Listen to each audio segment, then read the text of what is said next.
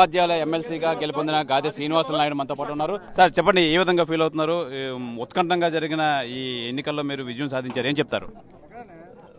ఉత్కంఠత అంటే మరి ఎలక్షన్ అంటేనే ఉత్కంఠత. రిజల్ట్ వచ్చే వరకు కూడా మన నమ్మకాలకి ఓటింగ్కి డిఫరెన్స్ ఉంటుంది, అంచనాలు తేర్మలు అవుతుంటాయి. ఎనిహో ఏదైనా సరే విజయం సాధిస్తాం అనుకున్నాం, విజయం సాధించాం. దీనికి కారణం నా ఉపాధ్యాయ మిత్ర సంఘాలు, నా ఉపాధ్యాయ కుటుంబాలు, నా మిత్రులు అందరూ, శ్రేయాభిలాషులు అందరూ కూడా నా కోసం కష్టించి పనిచేశారు. వారందరూ కృషి మేరకు ఈరోజు విజయం సాధించడం జరిగింది. సార్ మూడోసారి బరిలో దిగుతున్నారు, ఏంటి మీ ముందున్న ప్రణాళికలు ఏంటి, ఏం చేస్తారు? నా ముందు గతంలో నేను కొన్ని అంశాలు ఢిల్లీ దాకా వెళ్ళి కూడా తీసుకుని వచ్చాను, అవి ఇంకా పెండింగ్ ఉన్నాయి. అలాగే ఇంకా టీచర్ ఇష్యూస్ కూడా చాలా పెండింగ్ ఉన్నాయి. అవన్నీ కూడా మా ఉపాధ్యాయ మిత్ర సంఘాలు కూడా అందరం కలిసి కూర్చొని ఒక కూటమిగా మేము దాన్ని ముందుకు తీసుకుని వెళ్ళి సాధించుకుంటాం. వెనకబడి ఉన్న ఉత్తరాంధ్ర ఏం చేయబోతున్నారు టీచర్స్ తరఫున మీరు?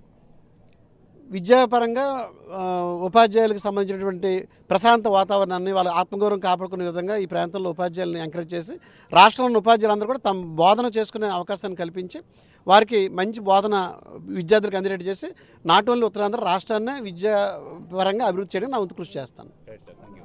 ఇది ప్రధానంగా చూసుకోవచ్చు, ఉత్తరాంధ్ర ఎమ్మెల్సీ నుంచి బరిలోంచి దిగి విజయం సాధించిన నాయుడు గారు అయితే మటుకు కంపల్సరీగా నా వంతు చేసే కృషి అంతా మొత్తం చేస్తాను, ఏదేమైనా నా సాయశక్తిలో ప్రయత్నిస్తాను, నన్ను గెలిపించిన వాళ్ళందరికీ కృతజ్ఞతలు అని చెప్పి తెలియజేస్తున్నారు. కెమెరామెన్ రమణ కుమార్తో శివరామకృష్ణ RTV, విశాఖపట్నం నుంచి.